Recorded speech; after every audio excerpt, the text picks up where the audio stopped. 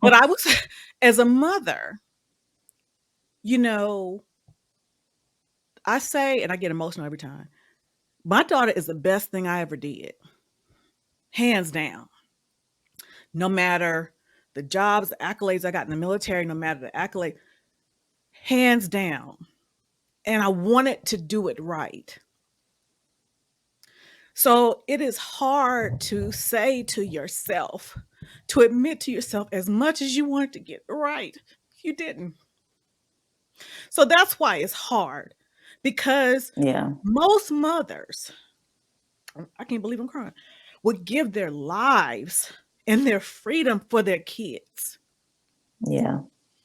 And to realize and accept that you set them up for failure, that is hard. Very. That I is guess I, hard. and that's a hard pill to swallow, but taking from a logical standpoint, there's a freedom when you face your failures It that you is. can't experience until you face them.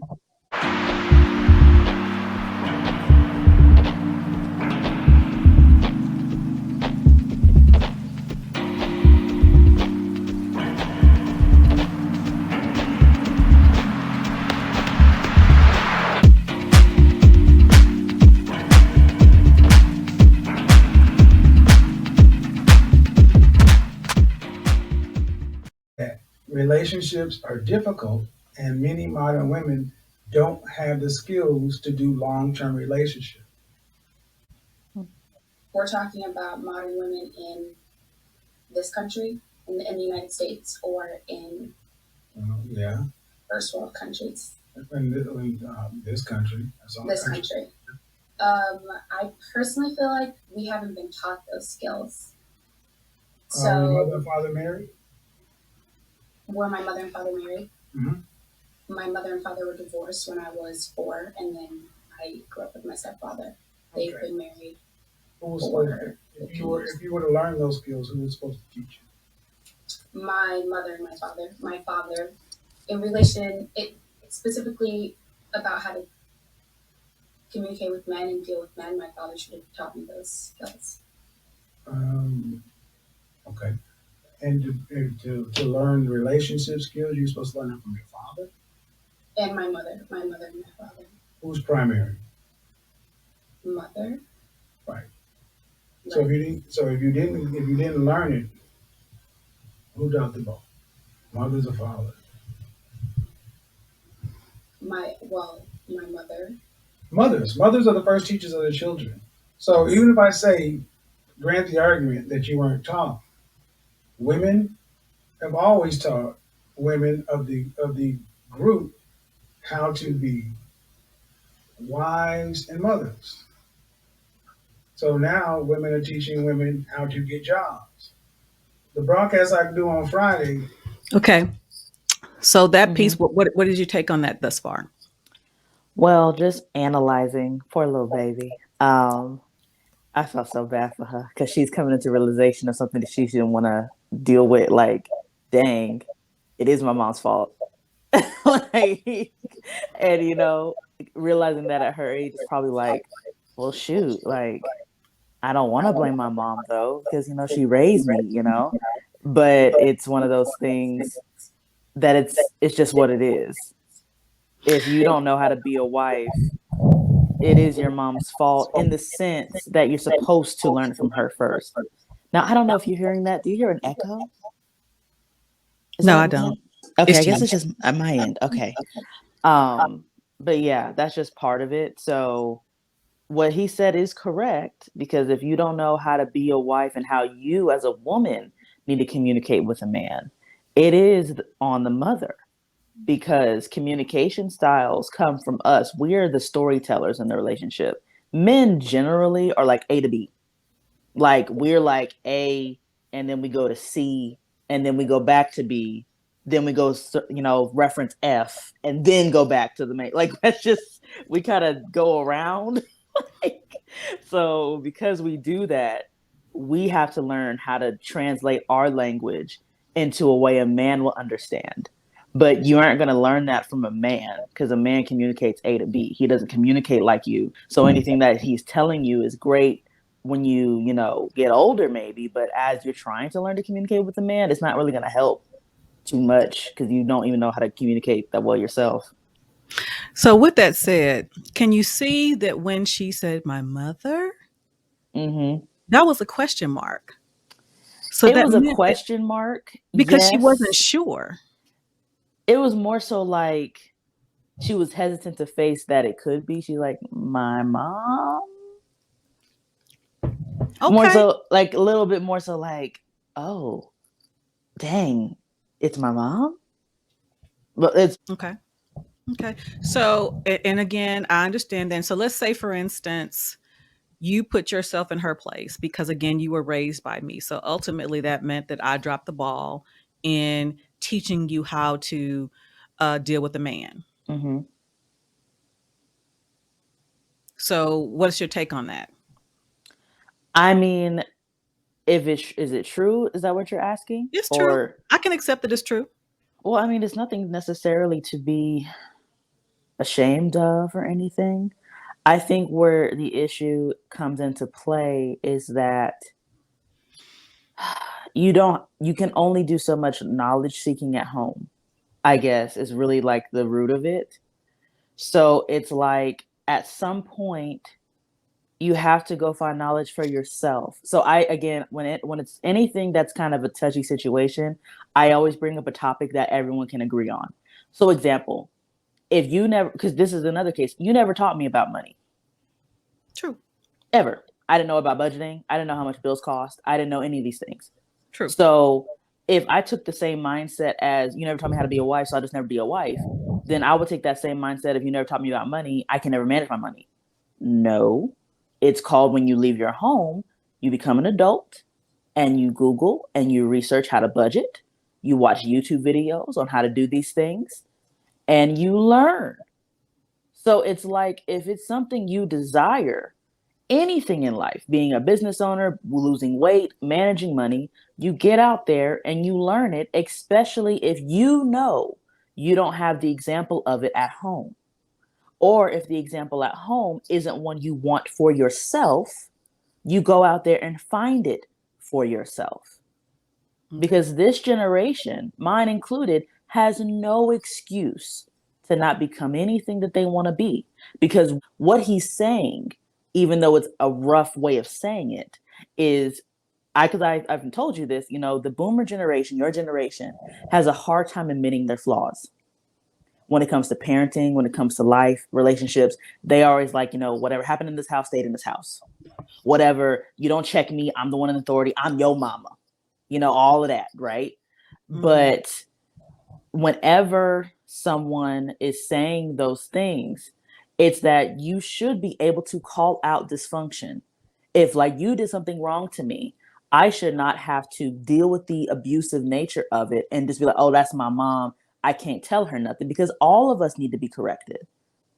All of us. Nobody's perfect. Shoot, Nichelle probably gonna snitch on me to a godmother because I pissed her off when she a teenager. I already know it's coming. But at the end of the day, I'm still an imperfect person. So my generation is different from yours, is that we have no problem admitting that we screwed up. You guys more so do. So when he's saying check your mom, it's that a lot of women like my generation are messed up because our mothers, who could have been bitter, a woman scorned, upset about the way their life panned out, are telling us bad information because of their bad experience. But just because that was your experience doesn't automatically make it mine. But because you raised me like that, now it has become my reality. And that's where I do agree with him, that mothers should be told that this wasn't okay, that you told me this. But again, you don't see very many mother daughter podcasts for a reason, because mothers can't face where they failed. Because I get it, it's embarrassing. And showing your daughter that kind of, humbling thing about you is very much like, oh God, I gotta admit how much I screwed up to my own kid. It's very humbling, but it's Well, necessary. it's not okay. So, what the phone says, you still get triggered, TJ? Yeah, I do. Yes, I do. He said many of us have to check out our mothers and men And many men need to have the conversations with the missing fathers in our life. And honestly, have to black moms have gotta. Have gotten to pass too much, I guess is what he Oh, was trying to say. well, Um, and maybe they have gotten a pass, some to a certain extent, and yeah. I maybe they've mean, gotten a pass because again, with all the dysfunction, they were there. And here's the thing, it's not, and I can only speak for me, and I speak for me and my mom because and I'm not saying don't have conversations, because mm-hmm, I've had conversations with my mother, because I had to think about, and it's not to excuse it, but I had to think about at 23, well, at 19, my mother had 2 kids. yeah, That that's younger than this girl right here. mm-hmm, So essentially, we were growing up together. So yeah, we yeah, were we were growing up together. So, but again, as a kid, you don't get that because it's still mom. And yeah, so, and I had to say to myself, as much as bad as I feel about how it affected me mm-hmm. as a mother, how badly would it make you feel to know that you did it? Exactly. And that's something that me being a mother now, I understand more so with you how you felt with stuff where you feel like you may have failed me and things like that, but it's like it doesn't mean that it still shouldn't be said. The issue comes into play that, like, let's say, we didn't have this dynamic where we can openly communicate and I'm over here struggling, can't keep a man, da da da. I get counseling, come to find out it's because you were basically planting bitter seeds in me from the time I was like 6 when my daddy left, and then all this other stuff. So and especially if you're still in my life like that, there should be a conversation between us, like, hey mom, I've been in counseling and I realized a lot of stuff. I don't know if you realize, but a lot of stuff that you said to me when I was a kid really affected how I look at men now. That's what he's trying to say. But again, because he has his own hurt and his own baggage, it's coming off way more aggressive because Okay, it's hitting a spot for him when okay. he says it. Let's be clear again. We don't know. We're making an assessment. Assumption, just We're making an analyzation. assessment based on what we see before the Kevinites start Yeah, like start so I'm not I trying don't to come for have my no beef kid. with him. I No, don't I don't care if they do. I could care less. But I'm just looking at it from my perception, from my perspective of like what he's saying and how he's saying it. I pay attention to when people speak, like if there's an aggressive tone behind it, because I do it. If there's an aggressive tone behind it, it's probably because it's hitting a nerve and you are projecting how you feel internally outwardly. So ch- it's like anyone who says, like, I mean, shoot, like Courtney said, you check someone says put in their place. You don't put people in their place unless they have offended you. okay, what did Funk So say? No one is a Kevinite. not a Kevinite. Oh Well, that's what I no. said. I said all the Oh, he Kevinites don't said try to come for me. Okay. He says, it is just honestly the trust that who can tell black. And it's true, it's hard. It's hard. I mean, and again, some of it is pride. I won't deny that. Because,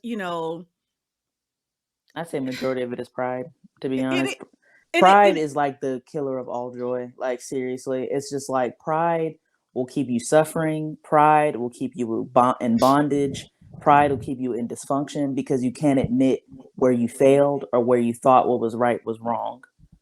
and And I don't it's disagree. I huge. don't disagree with that. And I think, and I can't speak for all mothers, and I hate to have to put this disclaimer out here, but when I say mothers, I'm not talking all mothers. When I say fathers, I'm not talking all fathers. When I say women, I'm not talking all women. When I say men, I'm not talking all men.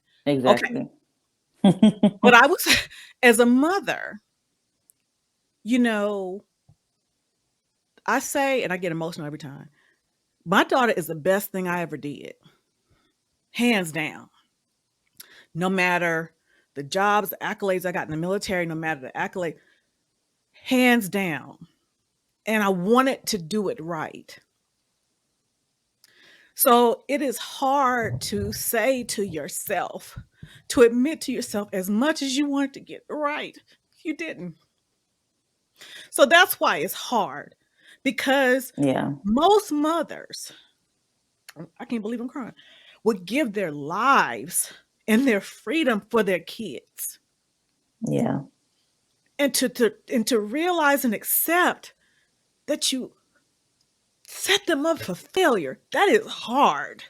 Very. That I is guess hard. and that's a hard pill to swallow, but taking from a logical standpoint, there's a freedom when you face your failures It that you is. can't experience until you face them. It is because me and my And that's mom the are closer issue. than we've ever been, and I think me and my daughter are closer than we've ever been. And so I'm gonna play this next part of the video while I go get me some tissue for my face. So let's continue.